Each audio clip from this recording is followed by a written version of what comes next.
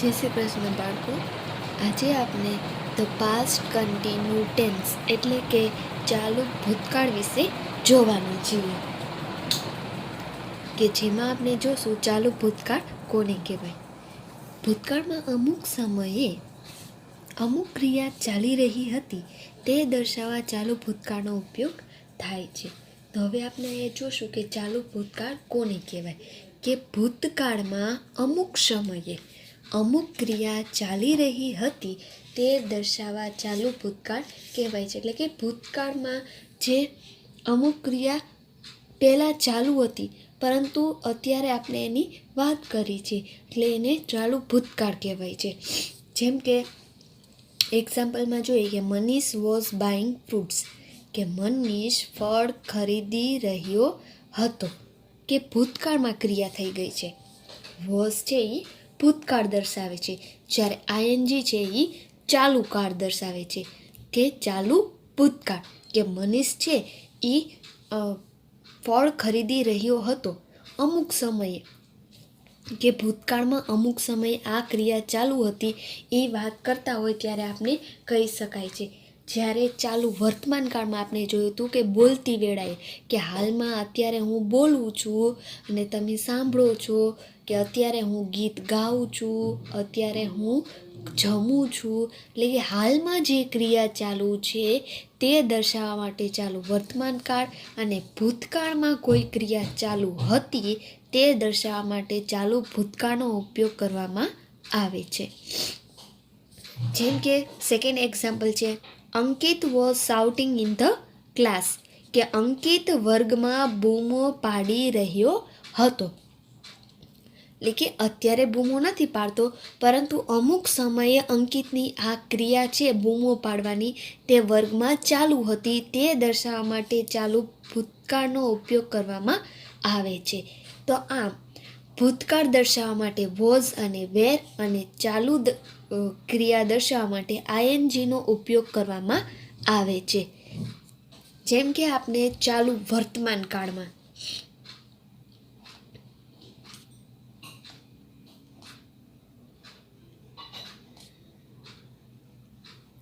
અને અહીંયા જોશું ચાલુ ભૂતકાળ. ચાલુ વર્તમાન કાળમાં આપણે વર્તમાન કાળ દર્શાવવા માટે ઇઝ, એમ અને આર ટુ બીના રૂપ લીધા હતા. જ્યારે ચાલુ ભૂતકાળમાં ટુ બીના રૂપ આવશે વોઝ અને વેર. જ્યારે બંનેમાં ચાલુ ક્રિયા દર્શાવવા માટે તો ક્રિયાપદનું આઈએનજી વાળું રૂપ જ લાગુ પડશે. તો આમ વર્તમાન કાળ દર્શાવવા માટે ઇઝ, એમ, આર, અને ભૂતકાળ દર્શાવવા માટે વોઝ અને વેર જેવા ટુ બીના રૂપનો ઉપયોગ કરવામાં આવે છે, અને ચાલુ કાળ દર્શાવવા માટે આઈએનજીનો ઉપયોગ કરવામાં આવે છે. તો હવે આપણે જોશું કે ઇઝ ક્યાં આવતું હતું. આપણે ચાલુ વર્તમાન કાળમાં જોયું હતું કે હી, શી, કે ઇટ આ ત્રણ સાથે ઇઝનો ઉપયોગ થતો હતો, જ્યારે આઈ સાથે એમ અને યુ સાથે આર. યુ છે એ એકવચન અને બહુવચન બંનેમાં આવે છે, પણ બંનેમાં યુ સાથે આરનો ઉપયોગ કરવામાં આવે છે. તો એ જ રીતના હી, શી અને ઇટ સાથે ભૂતકાળના ટુ બીના રૂપમાંથી આવશે વોઝ, આઈ સાથે વોઝ અને યુ સાથે વેર. તેમજ બહુવચનનું રૂપ છે વી, યુ અને ધે, જેમાં વર્તમાન કાળમાં વી, યુ અને ધે ત્રણેય સાથે આવે છે વેર, અને ભૂતકાળમાં આવે છે વર્તમાન કાળમાં આવશે આર અને ભૂતકાળમાં આવશે વેર. તો આમ આપણે જ્યારે ખાલી જગ્યા હોય, વાક્ય હોય કે પ્રશ્ન વાક્ય આપણે બનાવીશું એમાં આપણે ખાસ ધ્યાન રાખવાનું છે કે ચાલુ ભૂતકાળમાં ટુ બીના રૂપ તરીકે ભૂતકાળ દર્શાવવા માટે વોઝ અને વેરનો ઉપયોગ કરવામાં આવે છે, અને ચાલુ ક્રિયા દર્શાવવા માટે આઈએનજીનો ઉપયોગ કરવામાં આવે છે. તેમજ જો વાક્યના કરતાં હી શી ઇટ હોય તો વર્તમાન કાળમાં ઇઝનો આપણે ઉપયોગ કરતા હતા અને ભૂતકાળમાં હવે આપણે વોઝનો ઉપયોગ કરીશું. આઈ સાથે એમ અને ભૂતકાળમાં વોઝ, તેમજ યુ સાથે આર અને ભૂતકાળમાં વે, વી યુ ધે સાથે આર અને ભૂતકાળમાં વેરનો ઉપયોગ આપણે કરીશું. તો ચાલો હવે તમને સમજાઈ ગયું ને. હવે આપણે આગળ જોશું. હવે આપણે જોશું આઈએનજી લગાડવાના નિયમ.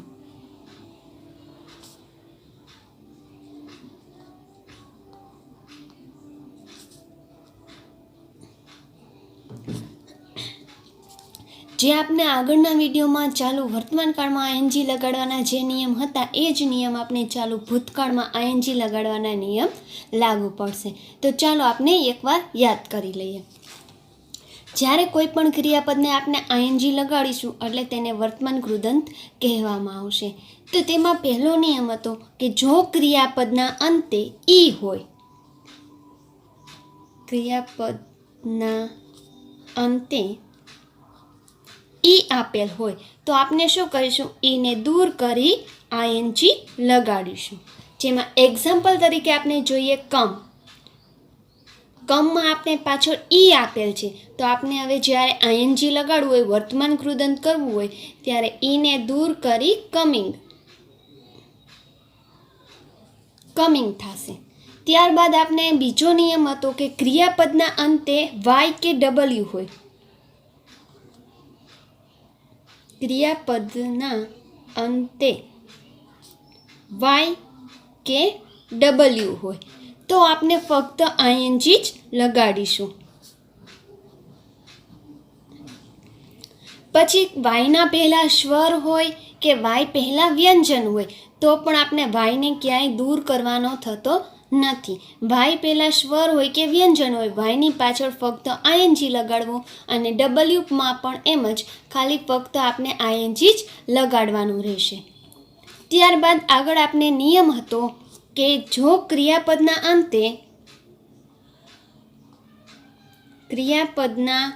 અંતે વ્યંજન આપેલ હોય, વ્યંજન આપેલ હોય અને વ્યંજન પહેલા એક સ્વર હોય, વ્યંજન પહેલા એક સ્વર હોય તો આપણે શું કરીશું કે જે વ્યંજન છે એને આપણે ડબલ કરીશું. વ્યંજનને બેવડાવી આઈએનજી પ્રત્યે લગાડવો.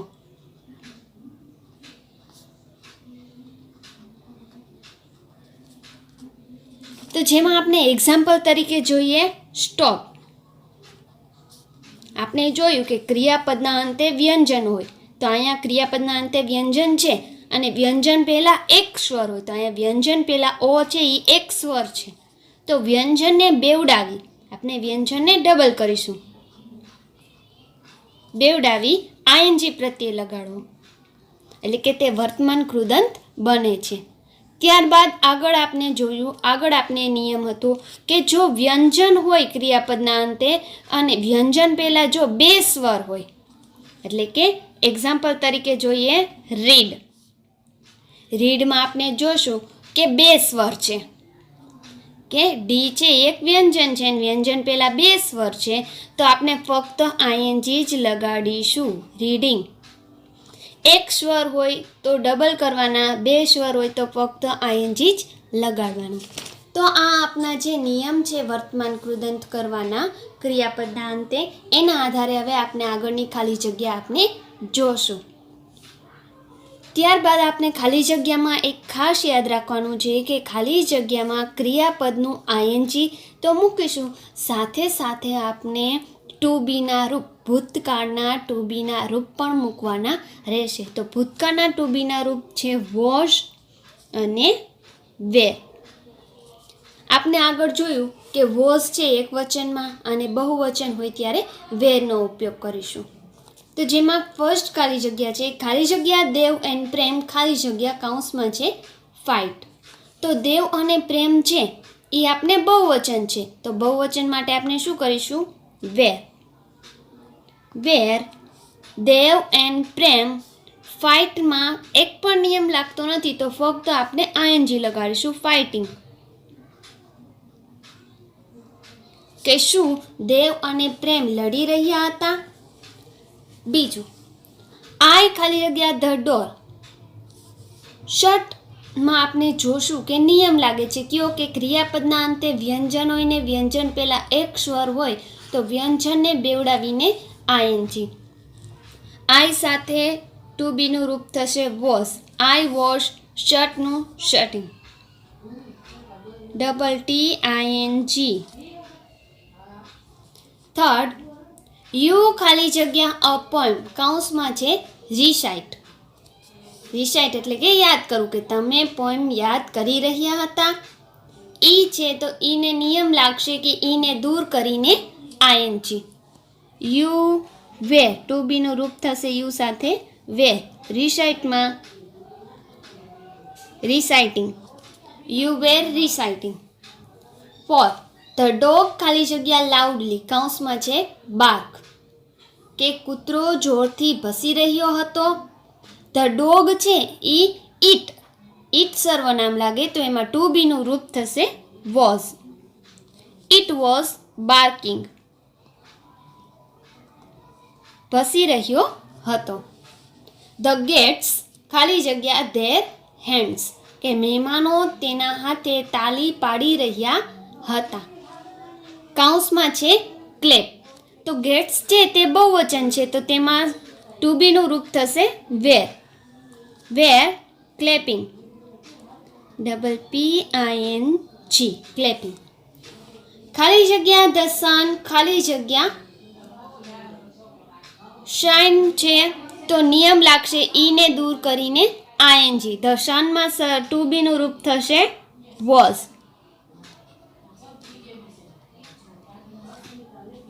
ખાલી જગ્યા આઈ ખાલી જગ્યા ફાસ્ટ કૌંસમાં છે રાઇટ.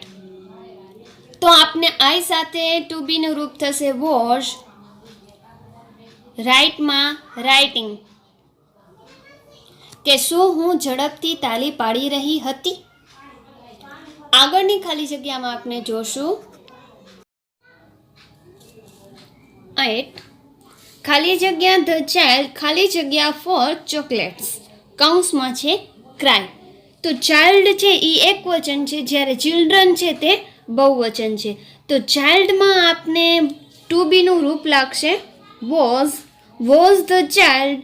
ક્રાયમાં આપને નિયમ છે જો વાય પહેલાં કોઈ પણ હોય સ્વર કે વ્યંજન ફક્ત આઈએનજી લાગશે તો લખશું ક્રાઇંગ. ખાલી જગ્યા ધ પોલીસમેન ખાલી જગ્યા ધ પીપલ. કે પોલીસમેન છે તે લોકોને ઊભા રાખી રહ્યા હતા. હવે અહીંયા જોયું પોલીસમેનમાં MEN મેન છે તે બહુવચનનું રૂપ છે તો એટલા માટે આપને ટુ બીનું રૂપ લાગશે વેર. સ્ટોપમાં P કરી ING. ખાલી જગ્યા ધ કેટ ખાલી જગ્યા આફ્ટર ધ રેટ. કે શું બિલાડી છે તે ઉંદરની પાછળ દોડી રહી હતી? કેટમાં વોઝ ધ કેટ. રનમાં RUNNING. કેમ કે નિયમ લાગે છે વ્યંજન પહેલા એક સ્વર હોય તો વ્યંજનને બેવડાવીને ING. ત્યારબાદ આગળ છે answer the question using the words given in the brackets. કે કૌંસમાં આપેલા શબ્દનો ઉપયોગ કરીને આપને પ્રશ્નનો જવાબ લખવાનો છે. કે આપને અહીંયા એક પ્રશ્ન આપેલો છે તેના ઉપરથી આપને કૌંસમાં જે શબ્દ છે એના આધારે આપને જવાબ લખવાનો રહેશે. તો હવે આપને લખીશું. જેમાં પહેલો ક્વેશ્ચન છે વોટ વોઝ મનન રાઇટિંગ. કે મનન શું લખી રહ્યો છે? કૌંસમાં આપેલ છે પોએમ. કે મનન પોયમ લખી રહ્યો હતો. તો આપને જોશું વાક્ય રચના આધારે આપણે તે પ્રશ્નનો જવાબ લખતા શીખીશું. તો ચાલો હવે આપણે વાક્ય રચના જોઈએ. જ્યારે આપણે જવાબ લખવાનો હોય ત્યારે તેની વાક્ય રચના થશે સબ્જેક્ટ એટલે કે કર્તા. સૌપ્રથમ આપણે લખીશું કર્તા પ્લસ ટુ બીનું રૂપ થશે વોઝ અથવા તો વેર. જે વાક્યમાં આપેલ હોય તેના આધારે આપણે ટુ બીનું રૂપ લખવાનું રહેશે. પ્લસ વર્બ આઈએનજી એટલે કે ક્રિયાપદનું આઈએનજી વાળું રૂપ. ક્રિયાપદનું આઈએનજી પ્લસ કર્મ પ્લસ અધર વર્ડ્સ એટલે કે અન્ય શબ્દ. આ આધારે આપણે વાક્ય રચના લખીશું. તો આપણે વાક્યમાં જોઈ કરતા વ્યક્તિ કોણ છે? મનન. મનન વોઝ વેરમાંથી આપેલ છે વોઝ. મનન વોઝ ક્રિયાપદનું ING writing. Manan was writing કર્મ છે poem. Manan was writing poem. Second છે which book were you reading કે તમે કઈ બુક વાંચી રહ્યા છો. તો હવે સૌપ્રથમ કરતા યુ છે તો જ્યારે આપણે આન્સર આપીશું યુનો ત્યારે એનો જવાબ આઈથી થશે કે આઈ સાથે આવશે વોઝ. અહીંયા યુ સાથે વેર છે પરંતુ જ્યારે આન્સર લખીશું ત્યારે આઈ સાથે થશે વોઝ કે I was reading a novel.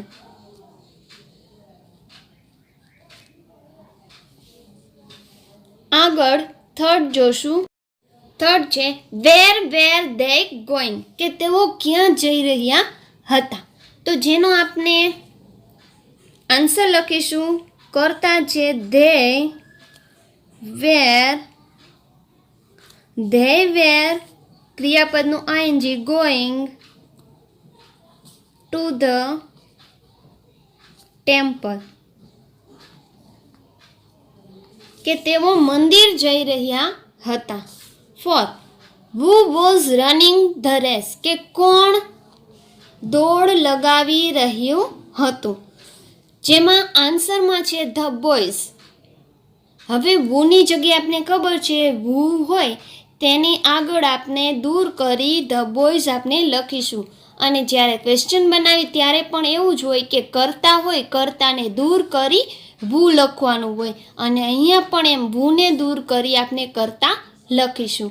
તો અહીંયા થશે the boys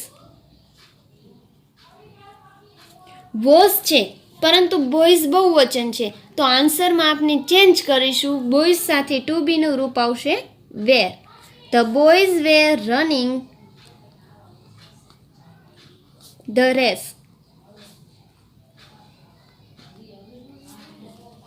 5. How much water was flowing in the river કે નદીની અંદર કેટલું પાણી વહી રહ્યું છે. જેમાં કૌંસમાં છે અ લિટલ. હવે આપણે હાઉ મચની જગ્યાએ આપણે અહીંયા કરતા આપેલ છે નહીં તેટલા માટે અ લિટલ સૌપ્રથમ લખીશું કે a little water was flowing in the river. 6. How many girls were singing કે કેટલી છોકરીઓ ગાઈ રહી હતી. જ્યારે આન્સર છે 1 એક વચનમાં જવાબ આપેલો છે તો આપણે વેરનું ટુ બીનું રૂપ અહીંયા વોઝ કરીશું. 1 સોરી અહીંયા ગર્લ્સ આવશે 1 ગર્લ એક વચન થઈ જશે એસ નીકળી જશે. 1 ગર્લ વોઝ સિંગિંગ એક છોકરી ગાઈ રહી હતી. તો ચાલો તમને બધાને પણ સમજાઈ ગયા ને. આગળના વિડીયોમાં હવે આપને અંડરલાઇન કરેલ વર્ડ્સ ક્વેશ્ચન બનાવવાના છે કે અંડરલાઇન કરેલ વર્ડ્સ આન્સર બને તે રીતના આપણે ક્વેશ્ચન બનાવતા શીખીશું. તેમજ કૌંસમાં આપેલા how many, how much, what, where, when જેવા શબ્દ આપેલા હોય તેના ક્વેશ્ચન કઈ રીતના બનશે તે પણ આપણે શીખીશું. તો ચાલો, તમે બધા તૈયાર છો ને? આજે આપણે જે શીખ્યા એ તમારી ગ્રામરમાં લખવાનું રહેશે. Thank you.